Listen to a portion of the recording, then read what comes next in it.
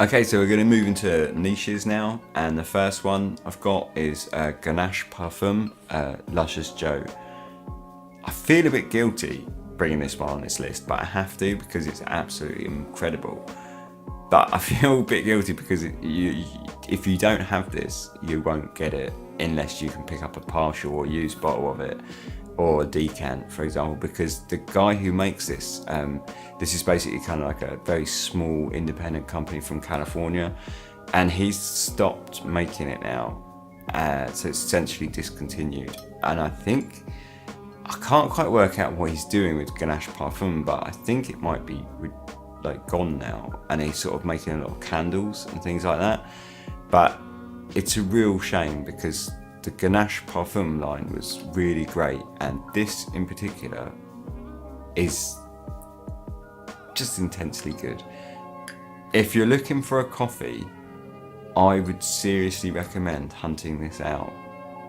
Like, just sell your furniture, strap supplies to your back, and just go looking for this fragrance, because this is, for me, the greatest coffee I've ever smelt. And the fact that this is all I have and all I ever will have, it's upsetting. I really hope I find something as good before I run this out, which is probably, to be fair, not ever going to happen because I've got 100 ml of it, and it is quite a rich fragrance. It's not something you're going to wear a lot. So, anyway, it's just amazing. So these are the note lists. So I feel a bit guilty putting it on, but I've got to talk about it because it's fantastic. So this is the note list. It's a linear fragrance. It's got coffee beans, juniper berries, liquor, rum, whiskey, cognac, and musk.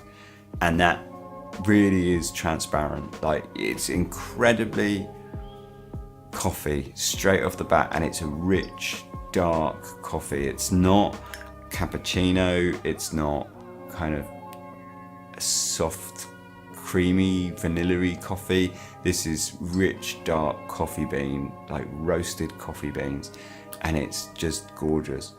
And then underneath that, you've kind of got this kind of juniper berry and a lot of kind of boozy notes, but it doesn't get overly boozy, which is really interesting. Like, you get the vibes of all of those boozy notes, but it doesn't ever feel like a boozy fragrance, ever. It sort of somehow avoids all of that, and it has almost like a kind of, just provides this kind of like fruity sort of kick underneath this really rich dark coffee note, which also sort of swings into chocolate at times with its kind of richness. I don't think there might be chocolate notes in this, but sometimes coffee notes tend to sort of go that chocolate route, and they can sort of feel very chocolatey when they're not, and it is just coffee. And I think that might be the case here, but it's incredible. You get a very, like, say, rich dark coffee, sort of swings between sort of coffee and chocolate, and then all these kind of nice sort of boozy notes underneath that never kind of get too boozy and over the top. The juniper berries, which is essentially gin, is again like a nice freshness to it, but it's not fresh. It's very rich and dark. And then it has musk underneath that, and that definitely plays its role, and it comes out in the dry down more. When you first spray it, it's just going to be coffee all the way, and then you're going to get this kind of booziness, and then after a few hours the musk comes up and it's just spot on. Like, it's absolutely perfect, and this will last days and days on skin. Their performance is just incredible, and the sillage is perfect. This, for me, is one of my favourite fragrances, possibly of all time. It's a shame that it is what it is, because in a way you don't get much use out of it, because really autumn, winter, job, that's it, game over. This is not really a light fragrance. In the cold spring days, perhaps, but you're not going to really want to be wearing this in the summer. It's going to be, I think, very heavy and very cloying and very sickly in the summer. But in the cold days and colder weather, this is just incredible. And if you want a coffee I really recommend you trying to find this. Say it might be difficult to get, but just keep it, you know, keep it up there and on the lookout. And you know, that's the beauty of collecting, right? One day you might come across someone that's selling this, because the good thing with this is I think it's not everyone's cup of tea, being that it is quite rich. So there are chances that you are going to come across bottles of this, but it's just beautiful.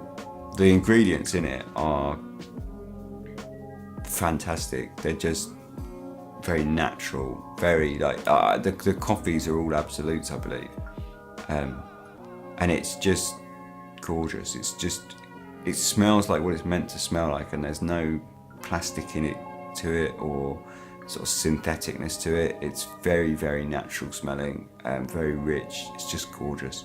I really recommend this. And as someone who, so I don't really like gourmands that much, this is probably the most gourmand on this list, like sort of straight gourmand, where if you look at all the notes, all of the notes are kind of edibles or drinkables, I suppose. And it definitely feels the most gourmand to smell, but it's still, I love it to pieces, which says a lot, being that I don't generally tend to gravitate towards this sort of fragrance. As a coffee fragrance, I smelt a bunch looking for the one sort of coffee fragrance until I found this one, and this one quickly just zoomed to the top over all the others. I mean, I looking for this where I went through so many, like Cafe Tuberosa Atelier Cologne was one that I quite liked. Montal Intense Cafe,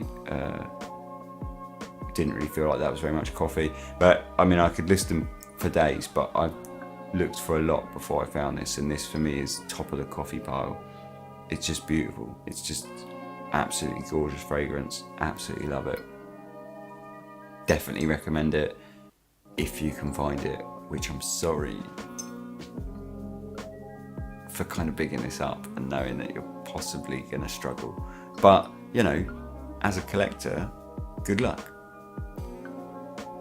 Okay, last up on this list is a fairly popular niche. I've only got a decant of it because it's incredibly expensive and I wasn't really sure. Dior Feve Delicieuse. Now, this came out 2015, was reformulated in 2018 supposedly. The reformulation has a couple of different notes listed, but from what I can tell, they're not very different. In fact, most people that have them both said that they're side by side, they're identical. So that's probably a good thing. This is the 2015 formulation. The notes for it are lavender, mint and bergamot in the top.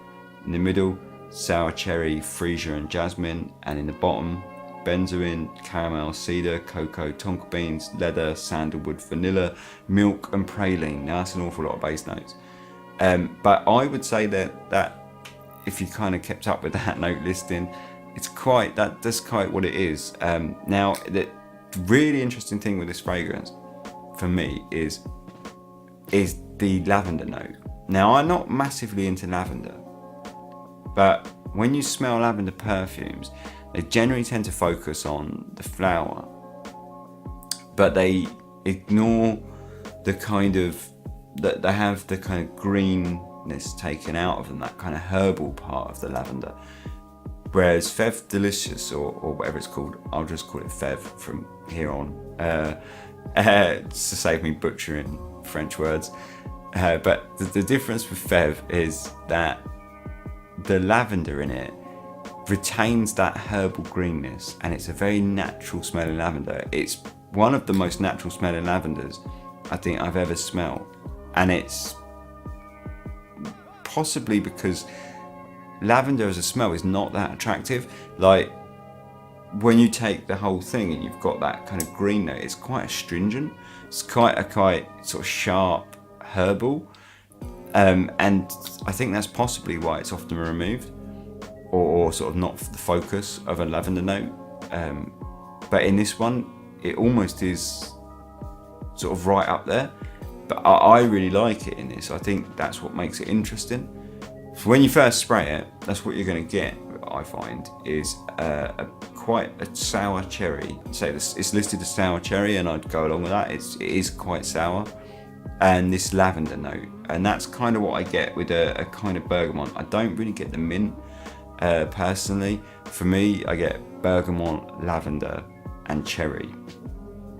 And as that kind of wears, you get a kind of very, all of those kind of, the tonka beans, the benzoin, the caramel, sandalwood, vanilla, milk, praline, all of these kind of creamy, milky, chocolatey notes kind of come up. And the lavender is always there for me. It sticks throughout the fragrance more or less, and the cherry as well, but the cherry takes a little bit of a back seat, and instead you get this kind of like almost like fudge butterscotch kind of vibe, cherry fudge almost, or sort of cherry butterscotch kind of vibe, and it's really, really nice. And then sort of as the fragrance wears on, that kind of lavender just sits back and back and back, and the cherry sort of dissipates a little bit more, and you start getting a quite sort of chocolatey, like the praline of the vibe sort of comes out a little more. But for me, it always kind of sticks around that kind of fudgy sort of butterscotch middle, which I find really, really, really nice. It's a beautiful fragrance. Now, the price is really expensive. Is it worth it?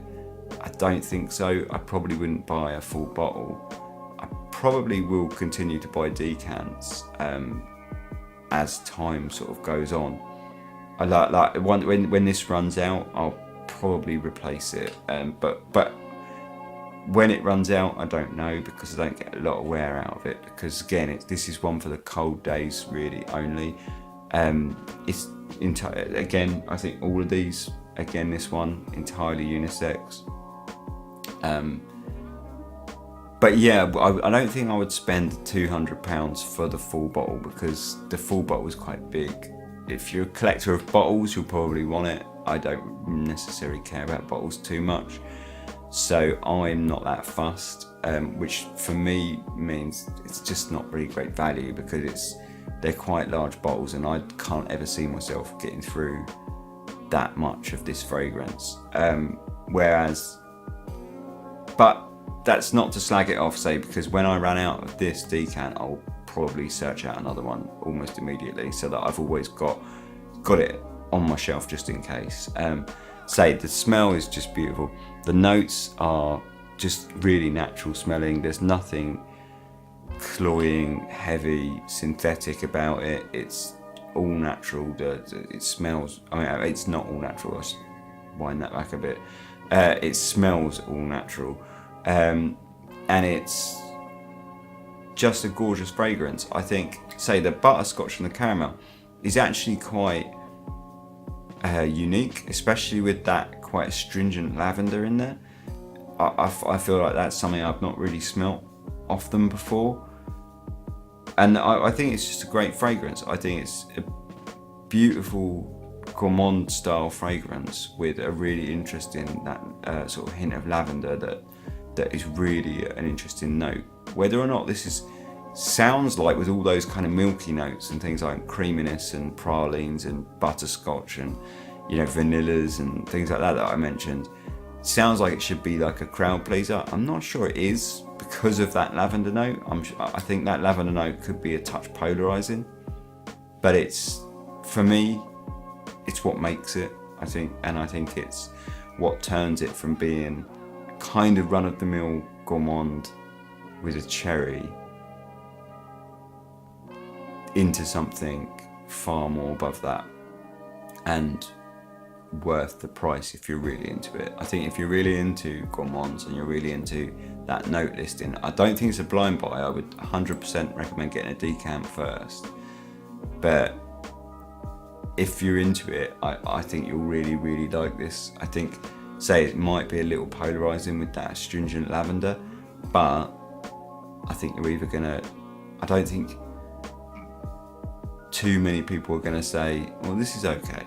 I think people are gonna say, I absolutely love this, or I'm not too fond.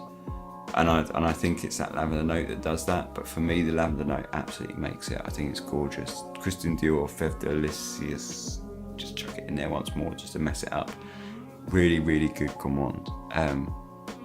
and I think one of the most high quality that I've possibly ever smelt. One of the least synthetic smelling gourmands, which is a challenge for gourmands in themselves because they're often made up of fantasy or synthetic notes. So sort of you've got to kind of commend Dior for that. And that's pretty much my kind of 6 gourmands. I hope you enjoyed it. If you want to see sort of longer, I mean this is quite a long video, but if you want to see sort of in-depth reviews on any of these fragrances, just let me know, and I'll make reviews specifically for each and every one, where I'll kind of spray them and sort of walk you through the kind of progression of the fragrance and stuff, rather than giving overviews. But yeah, just chuck them in the comments if you want to see a review video on any of these specifically. Otherwise, like, subscribe, don't subscribe, whatever you like. Have a good Christmas. Cheers.